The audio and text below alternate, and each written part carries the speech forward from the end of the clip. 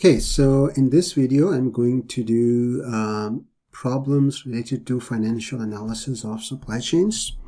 So this is these problems, you might encounter them on a homework in the supply chain course. And so the questions we have 14 calculation questions, and then we analyze the results and think about them in the last two questions.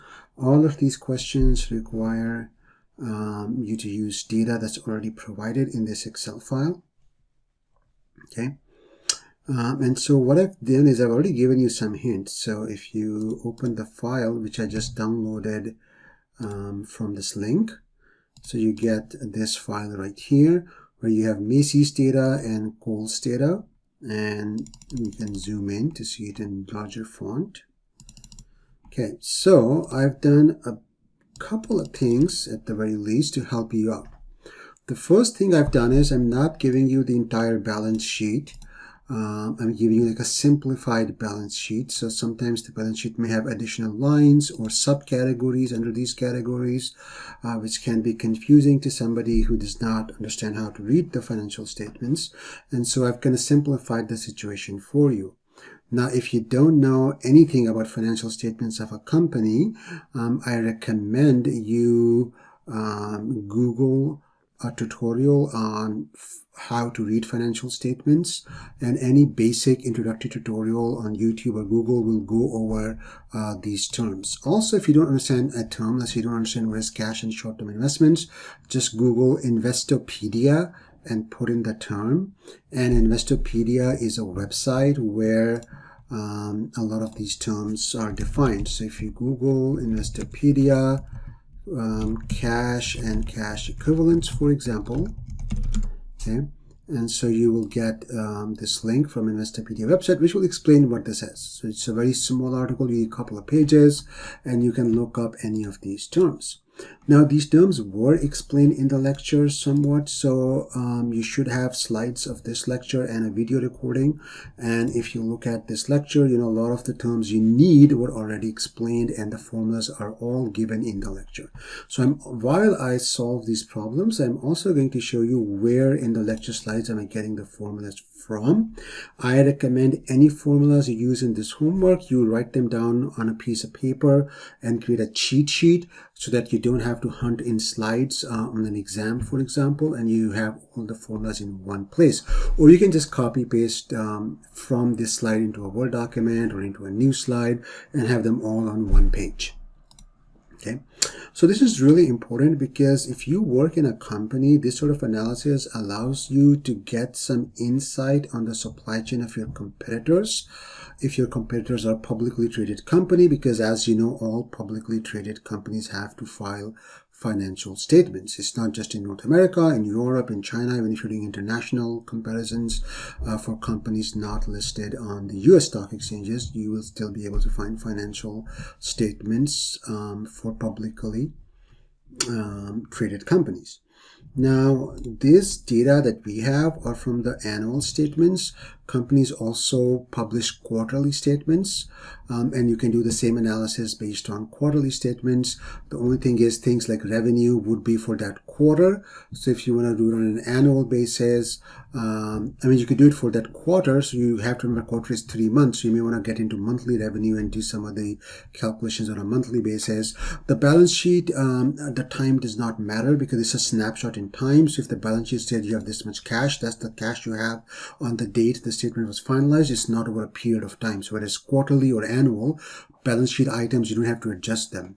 But the income statement, these for example, the sales here are over 12 months. So if you see the quarterly sales, they'll be like 1/4 of this or something, or less or more, because some quarters have less sales, some quarters have high sales. So there's seasonality in the quarterly sales, right? So if I'm doing a quarterly analysis and I will look at sales growth, I may want to compare the quarter I have with the same quarter last year. So if you're in quarter 2, you don't want to compare quarter 2 with quarter 1. You want to compare quarter 2 of this year with quarter 2 of last year. So you're comparing the similar seasons for sales, because as you know, in different industries, there's seasonality in the sales. But anyway, for this course, you don't have to worry about the quarterly statements or quarterly data. We're just going to keep things simple, work on the annual data. So one thing I've done is I've simplified the income and balance sheet to only have the key items in it for both of these companies. So if you look up at this is real data, by the way, this is real, balance sheet and income statement. But if you open the actual balance sheet or income statement, you can get them at finance.yahoo.com or to the SEC filings website or to the company's website. If you go to investor relations, they'll publish a PDF of their annual statements. You can get this data for free. They may have more lines than what I've shown, so I've kind of simplified it for our purposes. The second thing I want to say is that the slides that I've given you, they trump any other formula you find in other places. Okay, why is that? Because we are looking at this financial analysis from a supply chain perspective. And so some of the calculations, we only look at things that the supply chain decisions will influence. So we may exclude certain things like taxes. So for example, at the profitability, we'll look at the income before taxes, EBIT, income before interest and taxes. So how you have used debt financing for your operations, that's a decision the financing department takes. So we don't want their decisions to impact our performance evaluation. So we took out interest and we took out taxes. Right? Tax optimization, again, finance people or tax accountants' job, and a function of which country you are incorporated in and things like that. Nothing to do with day-to-day or strategic even supply chain decisions once your supply chain is in place. So which is why the formulas here are from a supply chain perspective, and some of these formulas will be slightly different from a finance or accounting perspective, where they look at the whole company and they don't care about just the supply chain decisions, right? And so if you look up some formula like fixed asset turnover or something else, and you see a slight difference, instead of net fixed assets, they're using something else. Instead of EBIT, they're using after-tax income or net income as it's called. Then don't use, that formula is correct, but don't use it in this course. In this course, use the formulas given in these slides. Okay. So with that done, I've given you a way how to figure out what these terms mean. Obviously, if you've seen the lecture, you probably already know. I've told you what the data is about. Let's get started. Oh, the last thing I did to help you out is key data points. I made their labels red. Okay. So these red rows, you're most likely going to use the numbers in them. Okay. So I've already kind of pointed you towards, out of all these numbers, what are the important numbers for our calculations. Okay, so let's get started. I might go a little bit fast, but I know that the video, you can slow down the video, you can speed up the video, you can rewatch certain parts. I don't want to make the video too long. So if you feel I'm going fast, if you're watching it on YouTube or you've downloaded the video, you're watching it, most video players and the YouTube video player, there'll be an option to change the speed of playback. So one is the normal speed. You can go to like 0.75 to slow it down. You can rewatch certain parts. And so, don't worry if you feel I'm going too fast. You can always rewatch certain parts. So let's calculate the revenue growth. So question 1 is for Macy's, question 2 is for Kohl's. Often the question will be like that for company A, then company B, company A, company B. So you can just read 2 questions and take them out in the same way, because we're going to do the same calculation. Now revenue is given not on the balance sheet, but on the income statement. So we scroll down to the income statement. Right here is the revenue. Okay, so because this is question 1 and 2, question 1 is for Macy's, so we'll put question 1 here. Okay, and let's calculate the revenue growth for Macy's. So we can just, we could think about it and do it, but we can just apply this formula. So revenue growth, we have to calculate sales in the latest time period divided by sales in the previous time period minus 1 times 100.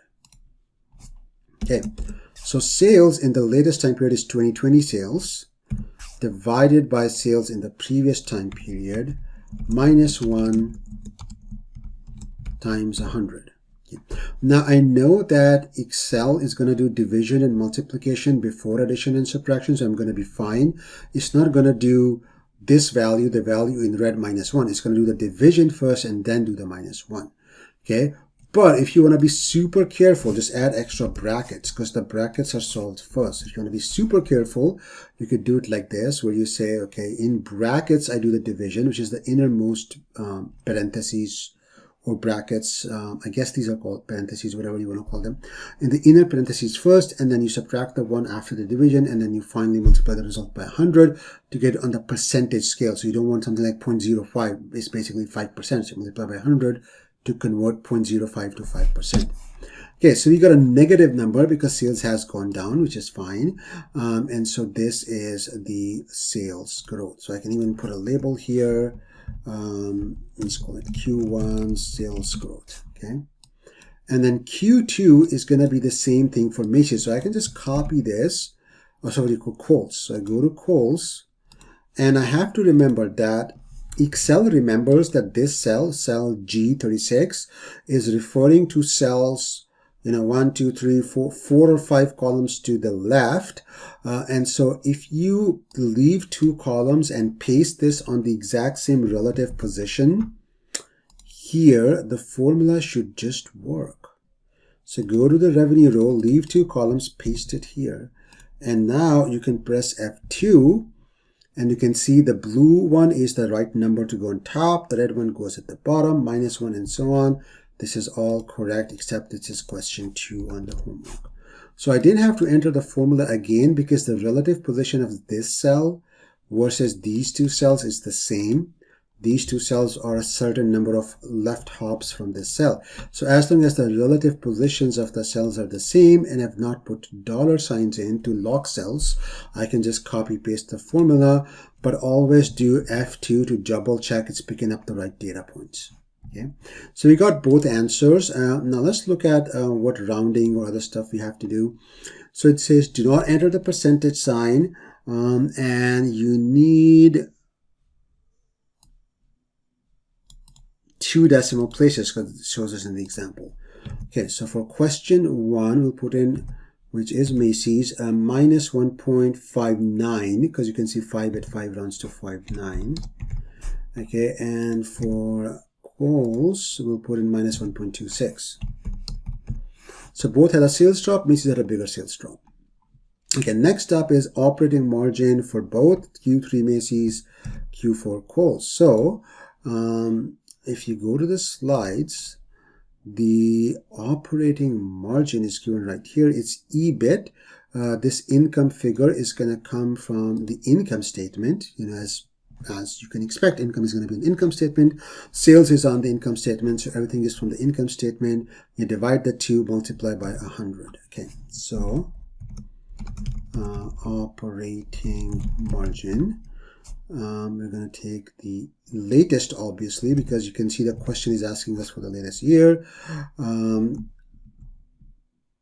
Now here, because I'm going to divide by the sales and I have to multiply the top by the 100, not just the denominator, I can go right here, put in times 100, or I can do the division in parentheses and then multiply the result by 100. Okay. And again, I'm going to copy paste this. I did for Kohl's first. So anyway, I'm going to copy paste it here. Again, you want to do F2. Oh, see here, it's not picking up the EBIT because there's this other operating expense here. Whereas here, it is picking up the EBIT and dividing by the sales. So we have to fix this formula. I'm going to click the border of the blue cell and drag it down.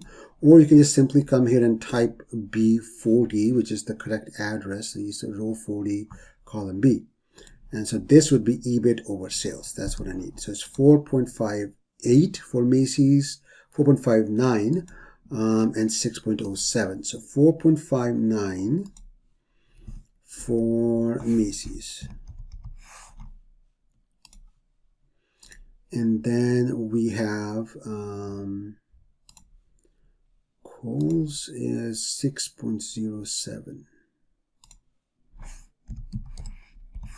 Again, you don't enter the percent sign following the instructions. Okay, fixed asset turnover for both. So you go to the slides, look at the formula. It's sales over net fixed assets. It basically means for every dollar you invested in a fixed asset, like a building, like a machine, how many dollars of revenue are you generating? So the higher the number, the more efficiently you're using your fixed assets given the level of sales you have, or you're generating more sales from the same fixed assets. However you interpret it, both interpretations are correct. So this was Q4 for Kohl's. Q3 was for Macy's. So let's do Macy's first. Now we have Q5, fixed asset turnover. And this one is going to use the balance sheet because the net property, plant, and equipment, that's your fixed assets. And if you go to the Kohl's data, it says net property, plant, and equipment. Sometimes it will say fixed assets for some companies. Sometimes it will say property, plant, and equipment only. Sometimes it will say net property, plant, and equipment. So property, plant, and equipment, net property, plant, and equipment, fixed assets, same things. Okay. Now these other assets, you would have to go into the details of the balance sheet to figure out whether they are actually physical assets or not. If they were equipment, they would have been added here. So just ignore this. We're just going to go with this simple lookup of the main aspect of the fixed assets, plant, property, and equipment, or it'll say fixed assets. Okay. So we're going to go and use fixed assets or property, plant, and equipment. Okay. So our formula is to take sales and then divide it by that. Okay, so we take our sales and we divide it by fixed assets. Okay, now we'll copy it. Obviously, there's some rows which are different, so it's not going to be correct. I'm going to have to fix it. So I'm going to do F2. And if you're on a laptop, you may have to press the function key because F2 may be tied into the brightness or the volume in your laptops. Then you do F and F2. Anyway, so we have sales, correct? Now you divide by, see, it did not pick up the fixed asset, pick up something else. So I can drag, click on the border of the red box, drag it down, and you'll see now it's using B13, the correct cell, and that's 2.05. So we got 2.72 Macy's. Okay, and then we got 2.05. In the interest of time, I'm not going to enter the other answers here. I'll just put them in Excel and you'll be able to see the answer, and then you can enter it yourself into your homework system on Canvas. Okay, so we've done 6 questions. Let's go to question 7. Cash to cash cycle time for Macy's. And then same for Kohl's. So cash to cash cycle time is a little bit of an involved calculation because cash to cash cycle time is uses 3 things. Okay, so receivables are things where you have made the sale. So the customer has bought the item but not paid for you. So that's why sales outstanding. You made the sale, but the cash or the receipt of money is outstanding. So like a customer buys on credit.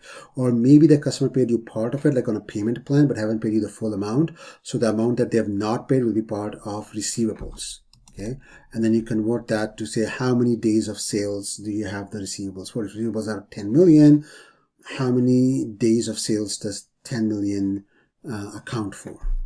And then inventories, and then payables.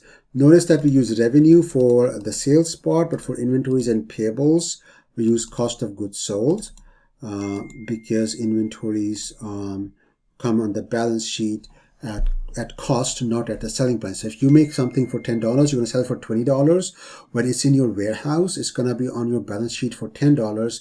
It is not going to be on your balance sheet for $20. It's going to be at the cost. When you sell it, you're going to get a revenue of $20.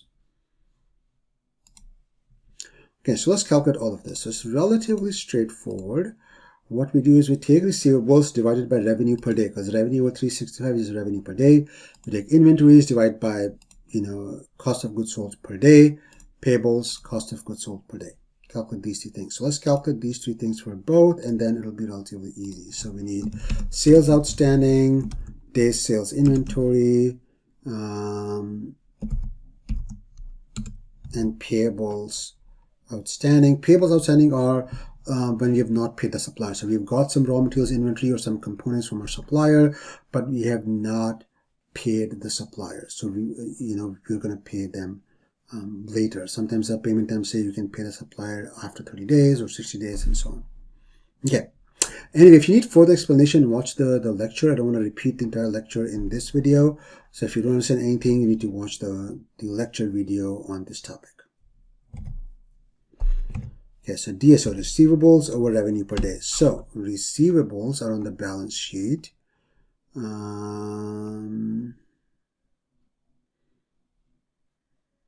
Total accounts receivable, right? This is receivables. We take that, we divide that by sales per day. So sales is right here over 365. So this cell B36 right here gives you sales per day, gives you sales for the whole year. Divide by 365, you get sales per day. Then we take receivables, total accounts receivable, and you divide that by sales per day. So you get DSO. Then DSI is just inventories over COGS per day. So find inventories on the balance sheet right here, divided by COGS right here in the income statement, divided by 365 to make it COGS per day. And then DPO is just the payables at the balance sheet over COGS per day. So we take payables from the balance sheet on the liability side, there's a liability right here, and we divide that by COGS per day. So again, you take COGS, divide by 365, and that's this. So now it's relatively easy. Cycle, cash to cash cycle time is DSO plus DSI. The first two you add, the third one you subtract. So C to C is this plus this minus this. It can be a negative number. So if on an exam or something different area you got a negative number, don't freak out. C to C can be negative. Negative just means that you have to pay the supplier more money than the money invested in inventories or the money the customer has to pay you. So your working capital requirement is driven by sales on credit and the inventory you have. So basically a negative cash to cash cycle time tells you that your supplier is financing your working capital in a way, because you have to pay the supplier more money than the money you've invested for your working capital. And so you're basically financing your business through the late payment to the supplier or not paying the supplier for a long time based on whatever agreement you have with the supplier. So anyway, and this could be 0, which means they're both equal. The money you pay the supplier in 60 days and your working capital of 60 days type of thing, right? They're equal. If one is more, it could be positive. If the other is more, it could be negative. So you can get a positive number, you can get a 0, you can get a negative number. All three are fine for cash to cash cycle time. Okay, and now we do the same calculation for quotes. The formulas are not going to work because the relative positioning is not exactly the same, but I will fix them. So I'll copy paste them. And now I'm going to fix the formulas. Okay, so. Okay, my keyboard is working. I pressed the wrong key for a second right here. Okay, so if you go back to the slides, we need, first of all, we need the receivables over revenue per day. So B6 is not receivables at all. So we bring it down to receivables. Okay, and then we divide by revenue per day. That's sales over 365. So that is fixed. Next up, we are going to need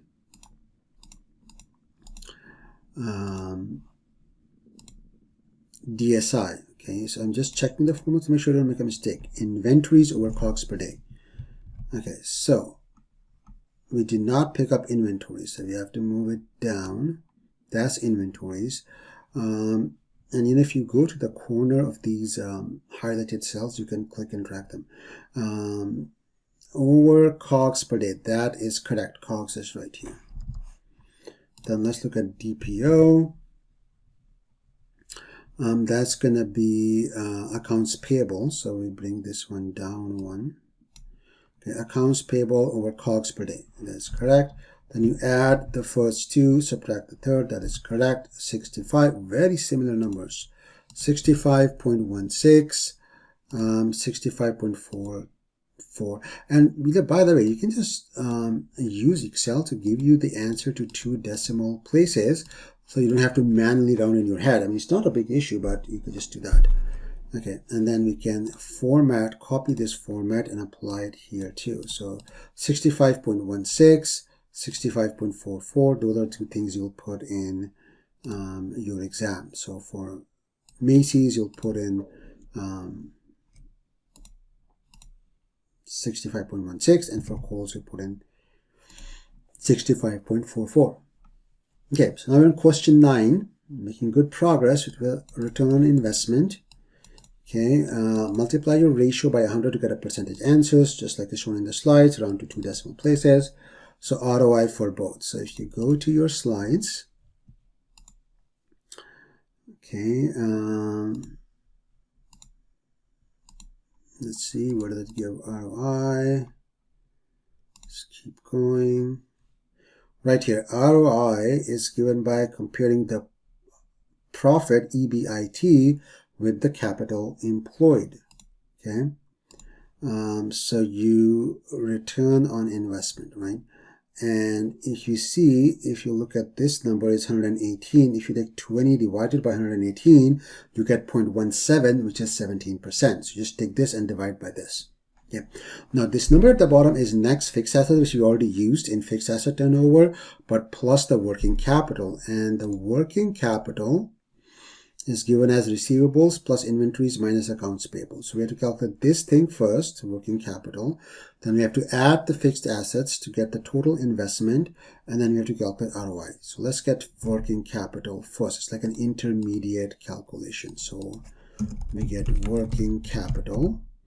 Okay, again, if we go to our slides, receivables plus inventories minus accounts payable. So we go here, receivables plus inventories, and then you subtract accounts payable. Notice this is all from the balance sheet, they're all in red. So take the receivables plus inventories minus accounts payable. Okay, I'm going to do the same thing for Kohl's, working capital. So I just quickly go here, receivables plus inventories minus accounts payable. Okay, now take investment is the money we invested in the fixed asset added to the working capital. So I take the fixed assets plus I take the working capital, that's my investment. And here my investment again will be fixed assets, net property, plant and equipment, plus the working capital I calculated. That's my investment. Then ROI is going to be my operating profit, earnings before income and taxes, this EBIT. And I'm going to multiply by 100 later on, so I'm just going to put them in parentheses. This divided by my investment times 100. Notice if you don't have the parentheses, I don't know if it does division first or multiplication first. You could have a problem, so just be safe, put the parentheses to the division first and multiply by 100. So that's about 10%. And we can do the same thing here. ROI is going to be EBIT over the investment times 100. Notice some of these numbers are so close. See how these details are competing. Because they're in the same industry, they sell similar products. They're very similar. And so you can see that how the management in both companies is kind of able to achieve a similar level of performance. So they're very close competitors. You can see the ROI numbers are very similar too. Okay, and again, we can just round them to 2 decimal places because that's what you need to put in. So, okay. So that is what we would put in here. ROI for Macy's, ROI for Kohl's. So remember to put the right one in the right one. Don't put the Kohl's one here and the Macy's one's here. Macy's one goes in question 9, Kohl's in question 10. Inventory turnover, and then we just have GMRA. We're almost done. Inventory turnover. Let's get that done also. The slides should have the formula for that as well.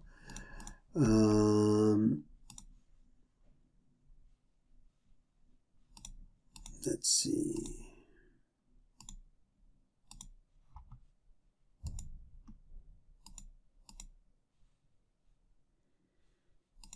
Did I not? No, did I not? Does the slides not have the formula? It is quite possible that the slides, unfortunately, do not have the inventory turnover formula. Oh, they do. Inventory turnover. Okay, so it's not in the these slides with that this model, which is called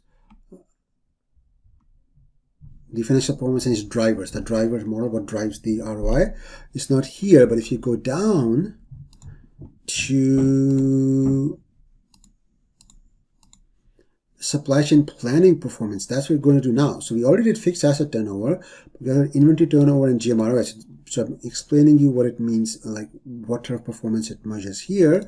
And here's the formula. So inventory turnover is cost of goods sold divided by average inventory level. And average inventory level is just the inventory this year plus inventory last year over 2. So easy peasy lemon squeezy. Let's do this. So first up, we're going to calculate the average inventory level. Okay, that's going to be, you add 2 numbers and divide by 2. So we take inventories this year plus inventories last year, divide by 2, that's our average inventory level. Then inventory turnover is going to be COGS, again, because inventory is kept at cost, not at the sale price. You make something for $10, it sells for $20, but on the inventory in your statement, it's going to show up as a $10 item, not as a $20 item because you haven't sold it yet. So we take COGS, which is the revenue minus the gross profit, so that's the cost of goods sold, and we divide that by the average inventory level, and that's inventory turnover. Means you turn the inventory about 3 times a year. Let's do the same thing for coals.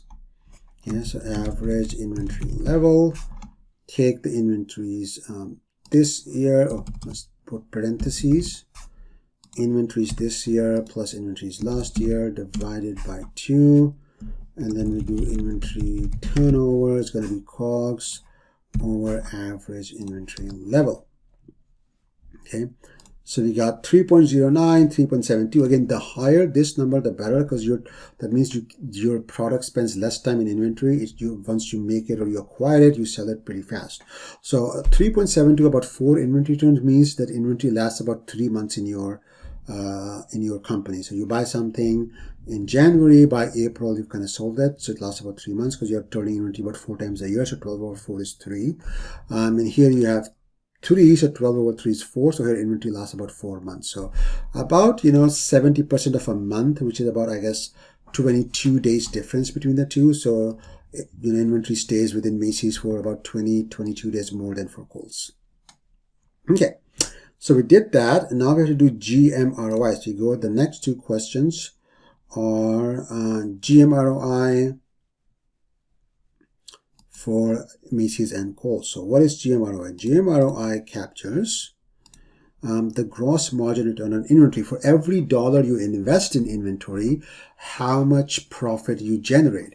If you invest in products that sell well at a high volume or at a high profit margin, you make the right calls in buying products and not keeping them around for too long so that you incur holding costs. You incur less holding costs by the right products or produce the right products, your GMROI would be high. So it's also if your production costs are low, then the cost, then the cost of inventory will be low and GMROI will be high. Anyway, how do we calculate that? So here's the formula. The GMROI is the gross profit divided by the average inventory level, and gross profit is given by this equation right here, sales minus COGS.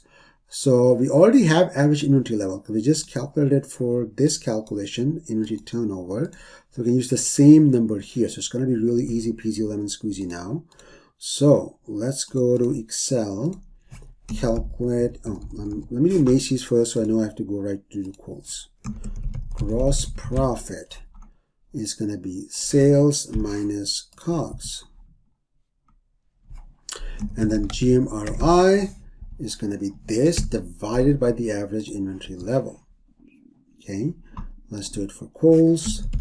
Gross profit, sales minus inventory. GMROI, gross profit divided by average inventory level.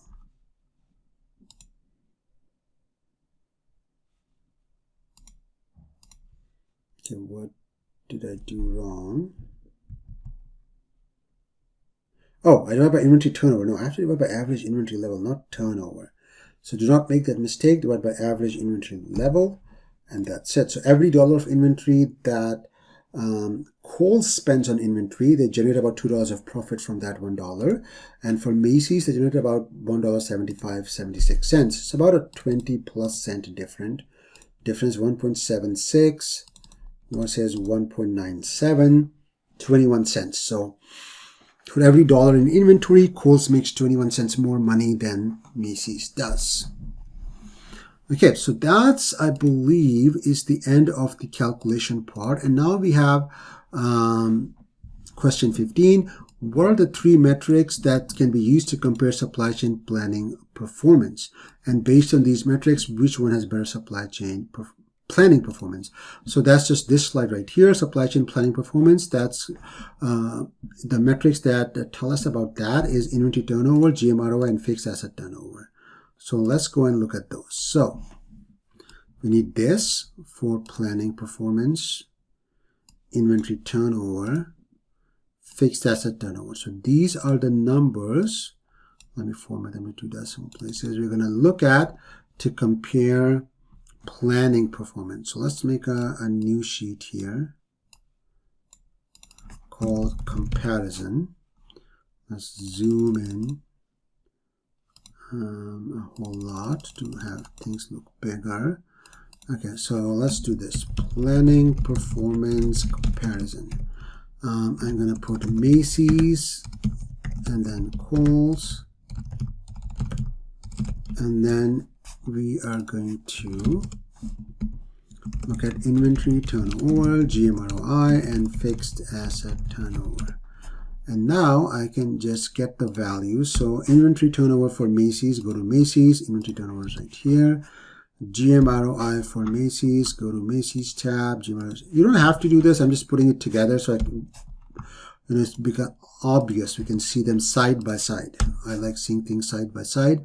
What's the first one? Inventory turnover. Inventory turnover. And then we have GMROI. And then we have fixed asset turnover. Okay, so who's doing better? So inventory turnover, higher is better. So Kohl's wins here. GMROI, higher is better. Kohl's wins again. Fixed asset turnover, higher is better. And here Macy's wins.